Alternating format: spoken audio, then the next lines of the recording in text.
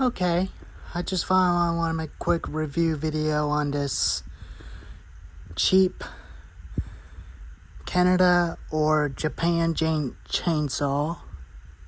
This is the Xtermepower 8200 XP. It has a 22-inch bar with a broken 22-inch pitch chain. So I am going to have to get a replacement chain for it because one or tooth on there is missing. You can see that tooth right there is definitely bad, so it's going to have to get replaced. Anyway, it is a 45cc, which is I usually used it since last year of 2022. I picked this up at a local yard sale in North Carolina since a year ago for about $10, and it's been taken care of and it's always been stored. It's never in the box, but it's out of the box. When I got it, it has sat for a lot of years and never been used. Anyway, let's take a closer view look here. We got stop on switch. Kind of reminds me of the older saws like the Honglight and McCullough or the Poland 4200 counter vibe. Choke, throttle depression lever in the throttle, and the place for the button, a throttle lock,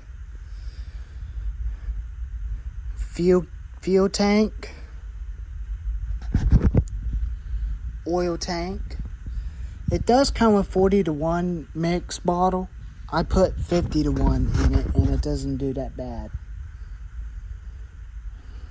There's a air filter where you can get access to the air filter and the spark plug.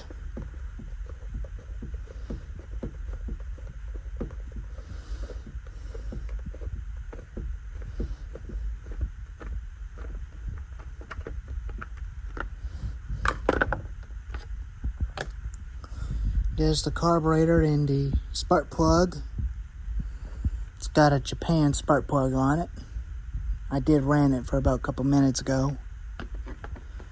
And it idles just fine and it runs fine.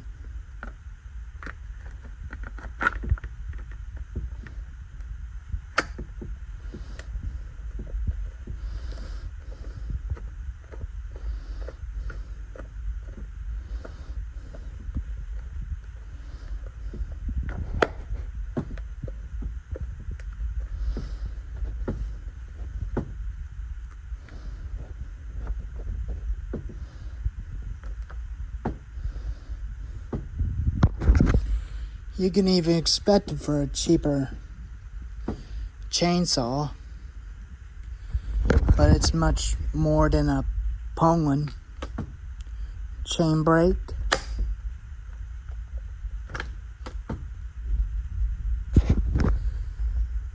bucking spike, muffler,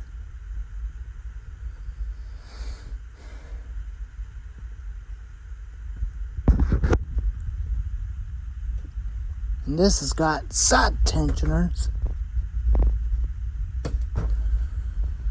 Side tensioner bolts. The original chain tensioner was broke, so I replaced it with another tensioner. Got it off online and fixed it, and it works just fine.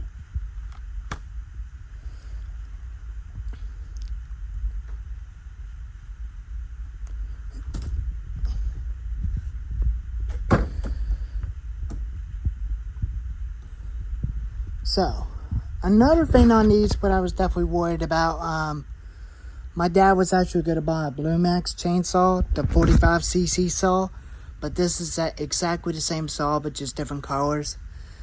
But don't ever buy those. Those things are absolute piece of junk. Terrible.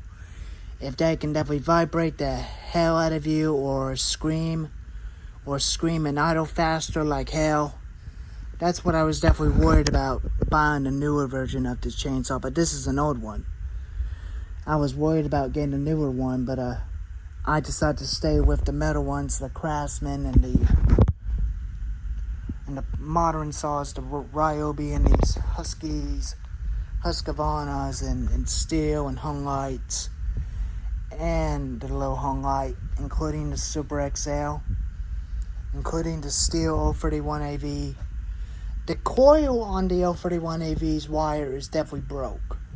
So it just broke off, and I'm going to have to try to fix it with another piece of wire. And I took its bar and chain off of this saw. I lay it down for a little while and leave it alone. But anyway, back to this saw. But like I said, I was definitely worried about buying one of them saws. And it's not even something where you could definitely use all day, or you could definitely use it one day, all day, or 2-3 days just to cut firewood, or just to have fun with. But I just bought it as a backup saw just in case. And it does run really good, and I'll try to do a startup onto this chainsaw and let you listen to it for a little while.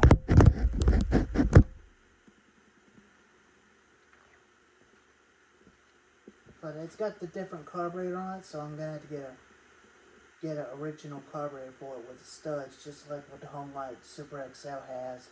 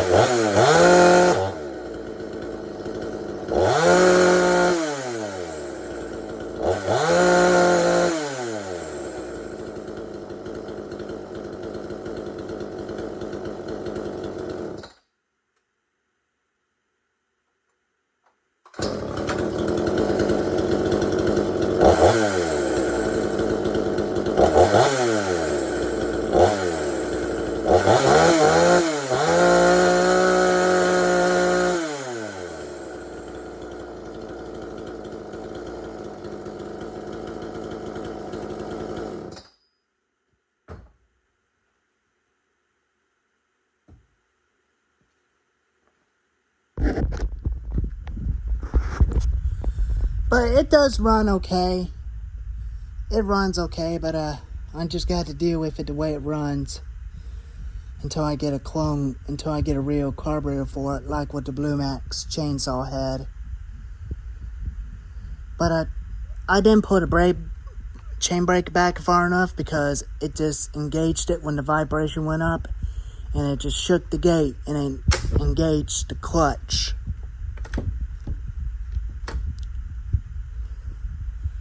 So there's probably something on the clutch cover that needs to tighten up a little bit. And I will definitely continue to use it when I need it, just in case if one of the 20-inch saws and that hung light can't get through that bigger tree.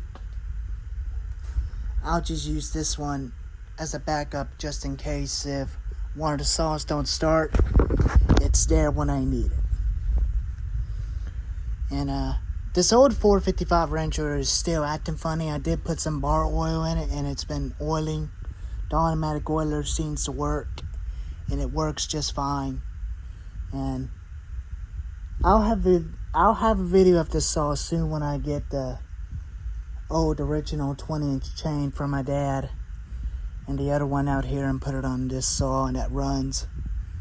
Then we'll take it up in the woods and try him out and see how he cuts, and see if that thing cuts good. If it cuts really good, I'll try to get it cleaned up and make it look brand new again, just like this one. And now I'll have two 455 Rangers. Well, there it is. The Extreme Power 8200 XP chainsaw. But it is what you get for. If you like cheap saws, you can get them. Or if you like higher quality saws like the Husqvarna, get you a Husqvarna and stihl and that go. Including the Remington saws. This one is almost look exactly the same as the Remington, but it's close. But just different body designs. But it's got a different kill switch on it. But this one's an old one, but this is an old toggle switch. And this one's got the choke, and just like the newer one has. But it doesn't have half auto choke on it. Just the manual choke. Well, there it is. The Extreme Power 8200 XP. If y'all like this video, give it a thumbs up, like and subscribe to the channel, and don't miss out for more videos. Alrighty. I'll see you next time. But also, I will continue to get this other home light chainsaw going when I get something took care of on the motor, and I'll put it back in its shed. And I'll buy another guard, just like what this one had. I add on to it, and I'll put another guard on this one, and put the 14-inch bar back on him, and then we'll give him another test run and see how he runs and see how he cuts good.